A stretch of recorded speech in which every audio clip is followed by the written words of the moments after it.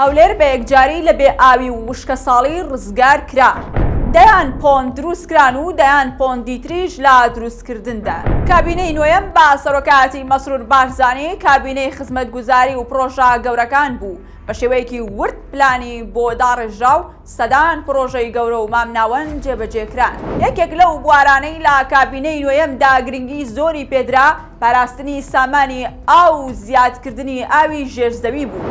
بە جۆرێک لە پارێزگای هەولێر دەیان پۆند و چەندین بەنداوی گەورە دروستکران کە مەترسیەکی وشکە ساڵی لە پارێزگای هەولێر کەم دەکاتەوە و خزمەتێکی گەورە بە بواری کشت و کاڵ دەکات.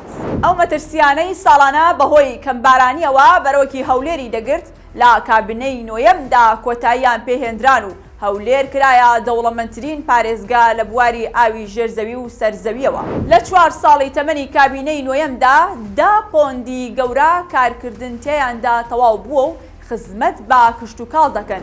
43 پۆندی تریش باشێکی زۆری کارەکانیان تەواو بووە.